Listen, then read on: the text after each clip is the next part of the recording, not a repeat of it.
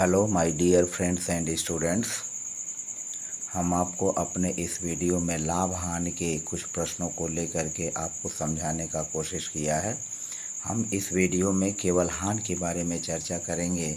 हानि दोनों तरह की, हानि प्रतिशत की और हानि के बारे में। तो आइए हम वीडियो को शुरू करते हुए आपको उदाहरणों के माध्यम से इस प्रकरण को समझाने की कोशिश करते हैं और मुझे उम्मीद है कि पूरी अच्छी तरह से आप इस प्रकार के प्रश्नों को समझने में समर्थ होंगे और अपने प्रश्नों को आसानी से हल भी कर लेंगे। जैसा कि आप देख रहे हैं वीडियो की स्क्रीन पर कि लाभ हानि, प्रॉफिट एंड लॉस में मैंने केवल हानि का प्रकरण लिया है और हानि के प्रकरण में आप देख सकते हैं कि हानि बराबर होता है क्रय मूल्य ऋण विक्रय मूल्य। जैसा कि आप जानते हैं, एक उदाहरण को लेकर के पहले हल्का समझाने की कोशिश करते हैं कि मान लीजिए ए ने किसी वस्तु को 10 रुपये में खरीदा। ए ने किसी वस्तु को 10 रुपये में खरीदा और उसने बी को क्या कर दिया, 8 रुपये में बेच दिया। बी को उसने 8 रुपये में बेच दिया। ए ने किसी वस्तु को 10 रुपये में खरीदा और उसने उस वस्तु को बी को 8 रुपये में बेच दिया। तो आप देख रहे हैं कि यहाँ 2 रुपये का नुकसान हो रहा है। जो ए ने 10 रुपये में वस्तु खरीदी है उसको 2 रुपये का घाटा उठा करके और 8 रुपये में बी को दे रहा है। तो इसका मतलब हुआ कि जितने में वस्तु जो खरीदी गई है यह क्रय मूल्य है। यह जो है आपका क्रय मूल्य है, क्योंकि हमने इतने रुपए में वस्तु को खरीदा है। तो जितने रुपए में किसी वस्तु को खरीदी जाती है उसको हम क्रय मूल्य कहते हैं और जितने रुपए में किसी वस्तु को बेची जाती है उसे हम विक्रय मूल्य कहते हैं। तो यह हमारा विक्रय मूल्य है, यानी वस्तु का जो विक्रय मूल्य है वह 8 रुपये है और वस्तु का जो क्रय मूल्य है वह 10 रुपये है। तो ए ने जो 10 रुपये में खरीदा, जिसका क्रय मूल्य हुआ 10 रुपये, और उसने बी को 8 रुपये में बेच दिया। तो इसका मतलब हुआ कि ए ने यहाँ 2 रुपये का घाटा उठाया। ए ने अपने वस्तु के क्रय मूल्य में 2 रुपये का नुकसान उठाया। तो इस तरह से ए को जो घाटा हुआ वह 2 रुपये का हुआ। अब हम इसको किस तरह से लगाएंगे? सिंपल चीज़ है कि हम 10 में से 8 रुपये को घटा देंगे तो हमें 2 रुपया मिल जाएगा। यानी जो क्रय मूल्य है, यहाँ क्रय मूल्य अधिक हो जाता है। हानि के संदर्भ में क्रय मूल्य अधिक होता है और विक्रय मूल्य कम होता है। तो इसलिए हम क्रय मूल्य में से विक्रय मूल्य को घटा करके हानि को ज्ञात कर लेते हैं। तो आइए, हमारे पास एक उदाहरण है कि कमला ने एक सिलाई मशीन 500 रुपये में खरीद कर 480 रुपये में बेच दिया। यानी कमला ने जो मशीन खरीदी वह 500 रुपये में खरीदी, यानी सिलाई मशीन का क्रय मूल्य है 500 रुपये और कमला ने उस सिलाई मशीन को 480 रुपये में बेच दिया। तो जो 480 रुपये में बेचा यह उस सिलाई मशीन का विक्रय मूल्य हो गया। तो कमला को कितने प्रतिशत की हानि हुई? तो यहाँ आप देखें कि सिलाई मशीन को 500 रुपये में ख़रीदा गया है, यह क्रय मूल्य हो गया, और सिलाई को 480 रुपये में बेचा गया है। तो इसका मतलब हुआ कि 20 रुपये का कमला को नुकसान हुआ है, हानि हुई है। तो हम प्रतिशत हानि और हानि दोनों निकालते हैं और यहाँ पहले हम लिखेंगे कि सिलाई मशीन का क्रय मूल्य, सिलाई मशीन का क्रय मूल्य, जो हमारा क्रय मूल्य है वह सिलाई मशीन का क्रय मूल्य कितना है? 500 रुपये है। सिलाई मशीन का क्रय मूल्य हो गया 500 रुपये और फिर सिलाई मशीन का विक्रय मूल्य, सिलाई मशीन का जो विक्रय मूल्य है यह है रुपये 480। सिलाई मशीन का विक्रय मूल्य जो है वह रुपये 480 है। तो इस क्रय मूल्य में से विक्रय मूल्य को हम घटा देंगे तो हमको हानि प्राप्त हो जाएगी। यानी हानि बराबर होगा क्रय मूल्य ऋण विक्रय मूल्य, क्रय मूल्य ऋण विक्रय मूल्य। तो हमारा क्रय मूल्य है 500 रुपये, यहाँ हम लिखेंगे 500 रुपये, माइनस विक्रय मूल्य है 480 रुपये, हम यहाँ लिखेंगे 480 रुपये, और हम 500 में से 480 घटाएंगे तो हमें 20 रुपये का जो है यह कमला को घाटा हो रहा है। यानी सिलाई मशीन को बेचने में कमला ने 20 रुपए का नुकसान उठाया। अब हम इसको हानि प्रतिशत ज्ञात करेंगे। तो प्रतिशत हानि तो प्रतिशत हानि बराबर हो जाएगा हानि गुणा 100, हानि गुणा 100 बटे क्रय मूल्य, हानि गुणे 100 बटा क्रय मूल्य। तो हानि हमारा 20 रुपये है, हम लिखेंगे 20 गुणा 100 बटा जो क्रय मूल्य है वह 500 रुपये है बटा 500। तो यह क्रय मूल्य 500 रुपये, क्रय मूल्य की जगह लिखेंगे 500, हानि की जगह लिखेंगे 20 रुपये और हमारा गुणा हो जाएगा 100 से। तो आप देखें 0 से 0 कट जाएगा, 0 से 0 कट जाएगा, बचेगा 20। हम लिखेंगे 20 बटा 5, यानी 20 में 5 से भाग देंगे तो यह आएगा 4%। तो इस तरह से 4% को कमला को हानि हुई। तो जैसा कि स्पष्ट हुआ कि एक उदाहरण के सहायता से हमने इस सवाल को आसानी से हल किया। इसी तरह से भी आप जो है अन्य प्रश्नों को हल कर सकते हैं। अब हम एक दूसरा उदाहरण लेकर के चलते हैं और उस दूसरे उदाहरण को समझाते हैं कि किस तरह से यह सवाल लगेगा। हमारा दूसरा उदाहरण कुछ इस तरह का है कि एक व्यापारी ने रुपये 500 प्रति कुंतल की दर से गेहूं खरीदकर रुपये 450 प्रति कुंतल की दर से बेच दिया, प्रतिशत हानि बताइए। व्यापारी ने क्या किया कि एक प्रति कुंतल यानी 1 कुंतल गेहूं जो उसने खरीदा वह 500 रुपये में खरीदा। व्यापारी ने 1 कुंतल गेहूं यानी 100 किलो गेहूं 1 कुंतल गेहूं उसने जो है 500 रुपये में खरीदा और उसी को 1 कुंतल गेहूं को 450 रुपये की दर से बेच दिया। इसका मतलब क्या हुआ कि व्यापारी ने 500 रुपये का 50 रुपये का घाटा उठाया। 500 रुपये में खरीदा था उसने और 450 रुपये में बेच दिया। तो गेहूं का जो क्रय मूल्य है वह 500 रुपये है और गेहूं का जो विक्रय मूल्य है 450 रुपये है। तो 500 में हम से 450 घटा लेंगे तो 50 रुपये जो होगा वह हानि होगी। तो हम लिखेंगे क्रय मूल्य, क्रय मूल्य बराबर है ₹500, क्रय मूल्य बराबर ₹500 और जो विक्रय मूल्य है विक्रय मूल्य जो है ₹450 है। यानी क्रय मूल्य है 500 रुपये जितने में उसने खरीदा है और विक्रय मूल्य जितने मूल्य में पर उसने बेचा है वह 450 रुपये है। तो इसलिए यहाँ हानि होगी और हानि बराबर हो जाएगा क्रय मूल्य, हानि बराबर क्रय मूल्य ऋण विक्रय मूल्य। क्रय मूल्य में से हम विक्रय मूल्य को घटा देंगे, हानि बराबर क्रय मूल्य ऋण विक्रय मूल्य। तो हानि हो गया 500 रुपये, क्रय मूल्य हो गया 500 रुपये और विक्रय मूल्य हो गया 450 रुपये। तो हम 500 में से 450 को घटाएंगे तो 500 में से 450 को घटाने पर हमारा जो है वह कितना हुआ 50 रुपये, यानी 50 रुपये का घाटा हुआ। अब हमें प्रतिशत हानि ज्ञात करना है तो हम प्रतिशत हानि को भी ज्ञात कर लेंगे उसी सूत्र का उपयोग करके। तो प्रतिशत हानि बराबर हो जाएगा हानि गुणा 100 बटे क्रय मूल्य।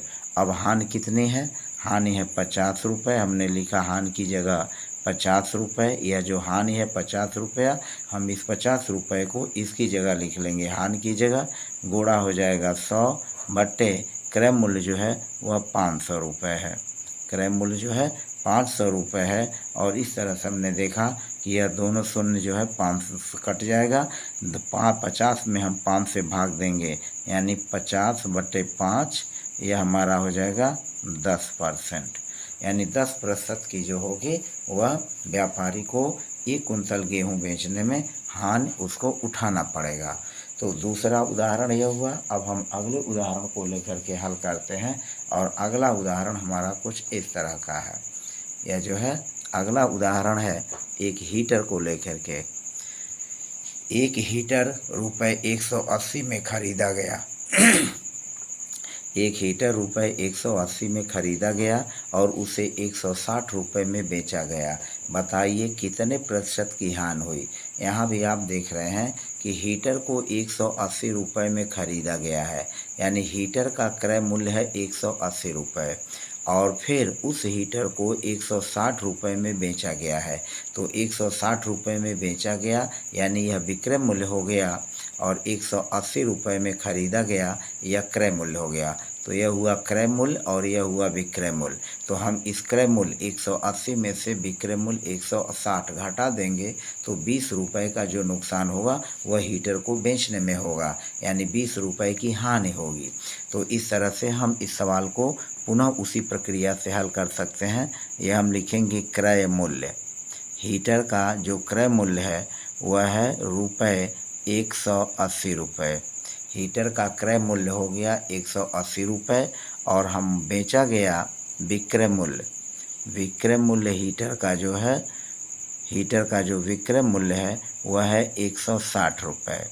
160 रुपये में हीटर को बेचा गया, यह विक्रय मूल्य हो गया और क्रय मूल्य जो हो गया 180 रुपये में ख़रीदा गया, तो यह क्रय मूल्य 180 रुपये हो गया।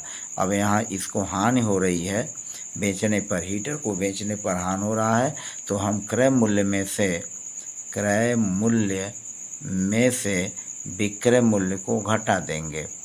विक्रय मूल्य को घटा देंगे तो क्रय मूल्य है रुपये 180 माइनस रुपये 160।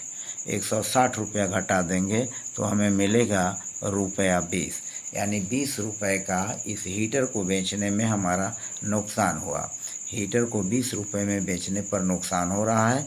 अब हमारा हानि प्रतिशत जब हम निकालेंगे तो हानि प्रतिशत हानि या हानि प्रतिशत बराबर हो जाएगा हानि गुणा 100 बटे क्रय मूल्य। हानि गुणा 100 बटे क्रय मूल्य। हानि हमारा है 20 रुपये, यह जो 20 रुपया हम इसको यहाँ लिखेंगे, हानि 20 रुपया रख देंगे, हानि की जगह पर 20 रुपया रखेंगे, गुणे 100 और बटे क्रय मूल्य है 180 रुपये।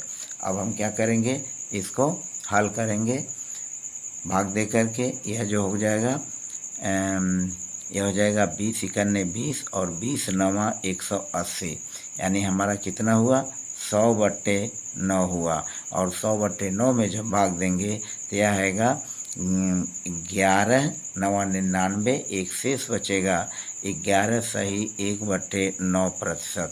हम इसको नियर अबाउट लगभग में 11.11% लिख सकते हैं।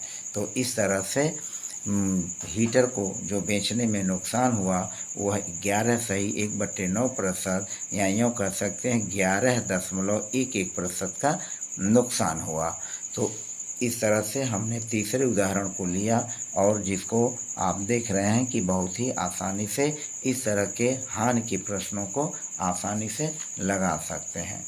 अब एक चौथा उदाहरण हम लेते हैं और चौथे उदाहरण में देखते हैं कि जो चौथे उदाहरण में जो हमारा प्रकरण है, रमेश ने एक स्कूटर 36,000 रुपये में खरीद कर रुपये 32,000 में बेच दी। बताइए हानि हुई कि लाभ। प्रतिशत लाभ या हानि भी बताइए। तो रमेश ने जो स्कूटर खरीदा है वह 36,000 रुपये में खरीदा और उसको 32,000 रुपये में बेच दिया। तो जब चूँकि 36,000 रुपये में ख़रीदा और 32,000 रुपये में उसने हीटर को बेच दिया, तो इसका मतलब ही हुआ कि स्कूटर को 36,000 रुपये में खरीद कर 32,000 रुपये में बेच दिया। तो स्कूटर को 36,000 में ख़रीदा गया, यानी स्कूटर का क्रय मूल्य हुआ 36,000 रुपये और स्कूटर का जो विक्रय मूल्य हुआ वह हो गया 32,000 रुपये। तो कुल मिला जुला करके रमेश ने स्कूटर को बेचने में 4,000 रुपये का नुकसान उठाया है। इसने 4,000 रुपये का नुकसान उठाया है। तो 4,000 रुपये का नुकसान उठाने की वजह से इसको हानि हुई है, न कि लाभ हुआ है। तो अब हम लिखेंगे क्रय मूल्य। हम इसको लिखेंगे क्रय मूल्य। स्कूटर का जो क्रय मूल्य है वह है रुपया 36,000। स्कूटर का जो क्रय मूल्य है वह है रुपये 36,000 और जो विक्रय मूल्य है जो विक्रय मूल्य है वह विक्रय मूल्य है ₹32,000। विक्रय मूल्य है ₹32,000। तो इसलिए क्रय हानि हुई और हानि को हम निकालेंगे क्रय मूल्य में से विक्रय मूल्य को घटाकर। तो यहाँ लिखेंगे क्रय मूल्य और यह हो जाएगा ऋण विक्रय मूल्य। ऋण विक्रय मूल्य हम 36,000 में से 32,000 को घटा देंगे और 36,000 में से 32,000 को घटाने पर ये आएगा 4,000। तो इस तरह से 4,000 रुपये का स्कूटर को बेचने में नुकसान हुआ रमेश को जो है 4,000 रुपये का नुकसान उठाना पड़ा। अब हम आगे चलते हैं। अब हमें प्रतिशत हानि ज्ञात करनी है। तो प्रतिशत हानि जो होगी वह कुछ इस तरह की होगी। प्रतिशत हानि बराबर हानि गुणा 100 बटे क्रय मूल्य। अब यहाँ देखें हानि है कुल 4,000, हमने लिखा 4,000। यह हानि 4,000 गुणा हो गया 100 बटे कुल है 36,000। यह है क्रय मूल्य जो है 36,000 है। तो आप देखें इसको आसानी से काट सकते हैं।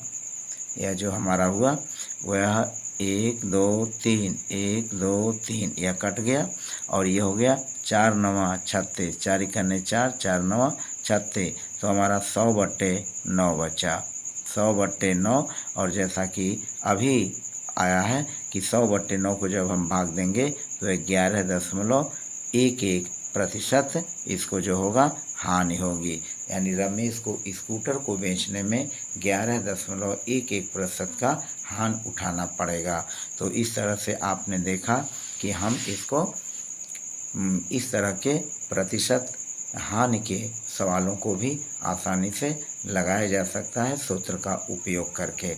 फिलहाल यह जो मैंने समझाया है केवल समझाने के लिए हमने किया है, ऐसा नहीं तो आप बहुत आसानी से बस केवल आप क्या लिख सकते हैं 4,000 गुणा 100 बटे 36,000 और इसको इस तरह से सरल करके हम इसको प्रतिशत हानि ज्ञात कर सकते हैं।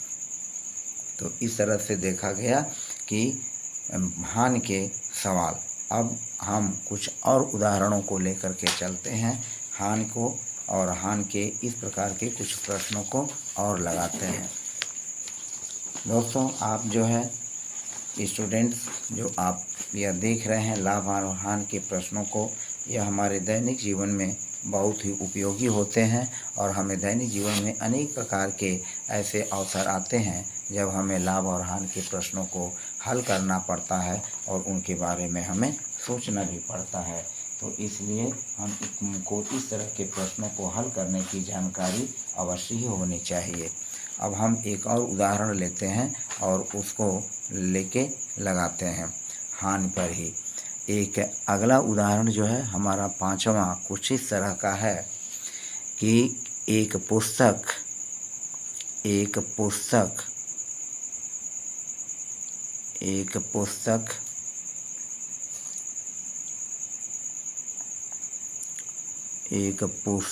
का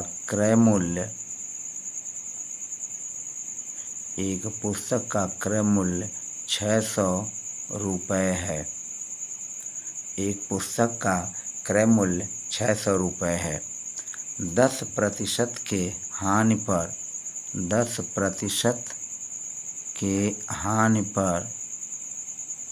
10% के हानि पर बेचने पर कितना हानि होगा। अब यहाँ देखें इस तरह के प्रश्नों को कैसे हम लगाएंगे।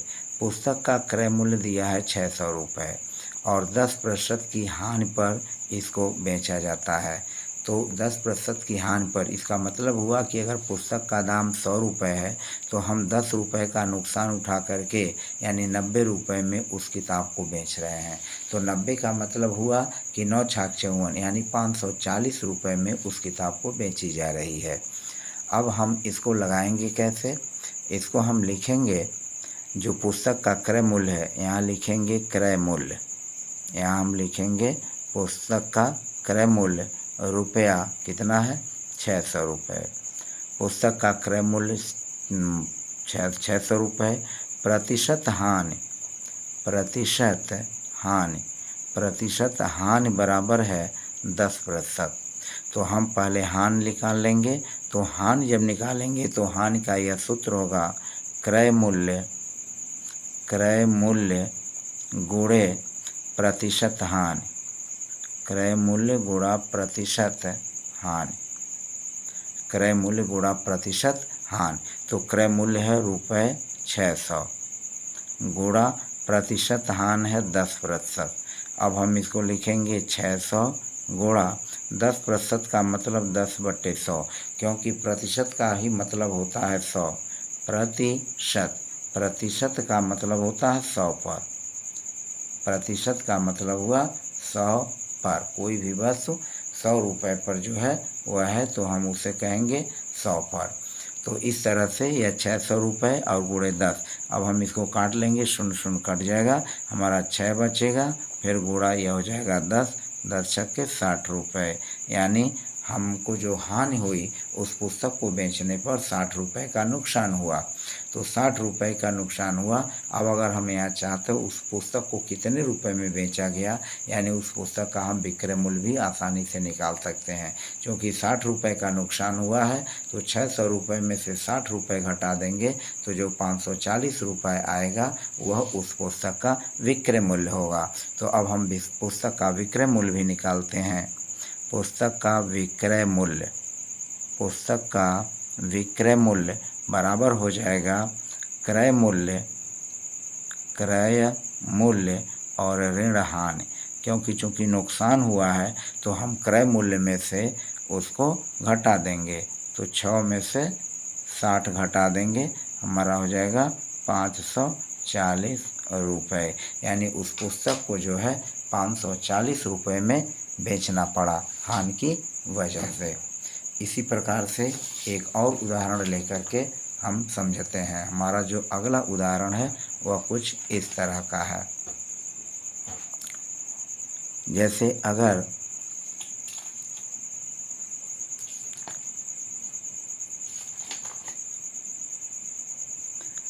ये कहा जाए कि रुपये 875 का, रुपये 875 का 5% की हानि क्या होगी, हानि क्या होगी।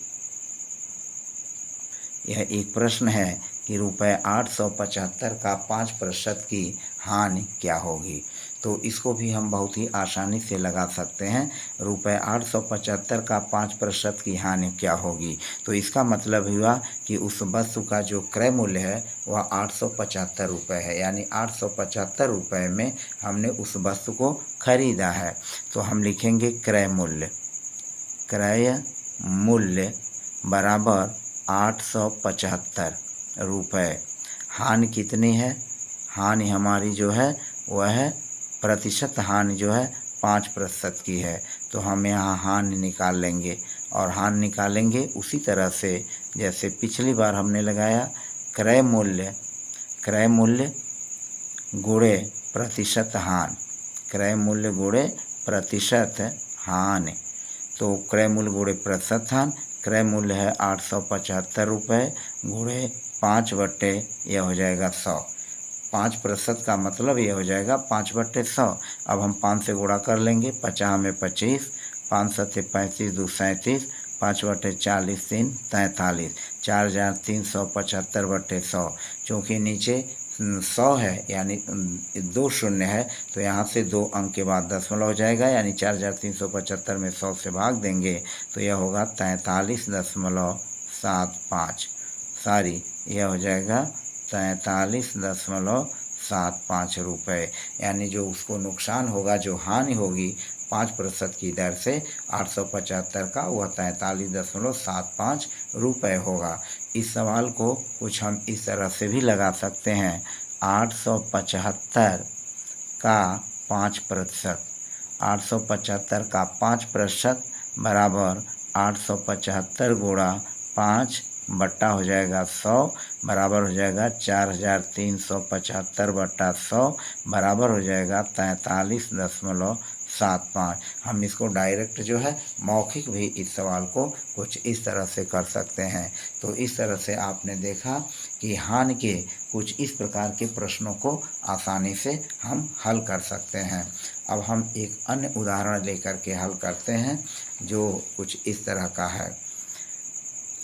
मान लीजिए हमारे पास एक सवाल जो है हानि से संबंधित लेकर के इस तरह का है और इसको यह जो है कुछ इस तरह का है।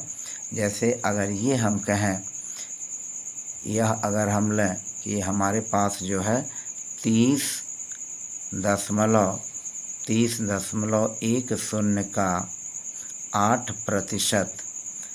8% की हानि 8% की हानि क्या होगी? 8% की हानि क्या होगी?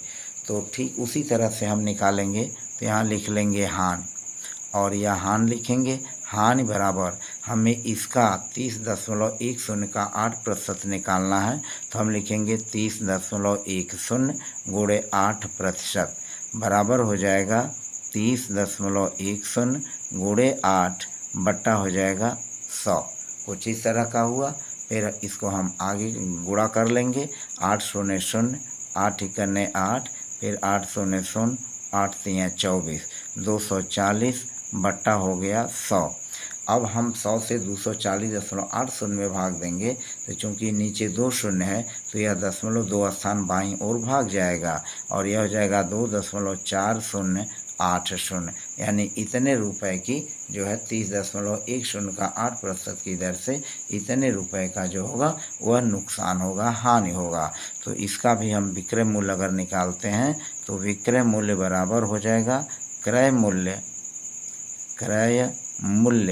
ऋण हानि, क्रय मूल्य ऋण हानि। अब यहाँ देखें क्रय मूल्य जो है 30.10 माइनस 2.4। अगर हम इस 8 को हटाते हैं तो यानी नियर अबाउट 1 ले सकते हैं और 2.41 हम घटा लेंगे तो यह हो जाएगा यह हो गया जाएगा 9 और फिर 6 फिर यहाँ होगा 9 और यहाँ हो जाएगा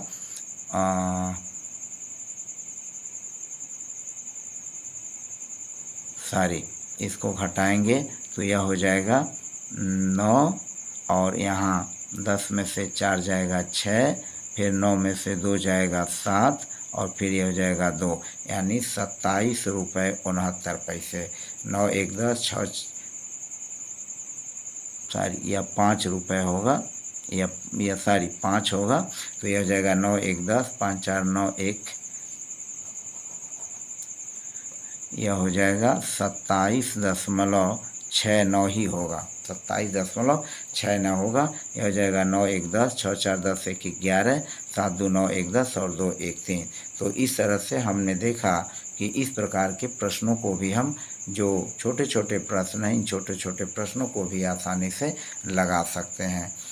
अब हमें इस तरह के प्रश्नों को आप अपने अभ्यास पुस्तिका से अपने गणित की पुस्तकों से इसको लेकर के जो है कर सकते हैं। तो फिलहाल आज की वीडियो में बस इतना ही और चलते चलते जो कि मेरा आप चैनल एस्पेक्ट्स ऑफ मैथमेटिक्स देख रहे हैं, आपसे सबसे पुनः रिक्वेस्ट है कि इस चैनल को लाइक सब्सक्राइब और शेयर करना न भूलें और कमेंट अवश्य करें। फिलहाल आज की वीडियो में बस इतना ही। फिर आगे की वीडियो में हम हानि और लाभ के प्रश्नों को लेकर के पुनः एक बार हाजिर होंगे। तब तक के लिए आप सबको ढेर सारी शुभकामनाओं सहित धन्यवाद। आपका दिन शुभ और कल्याणकारी हो। धन्यवाद।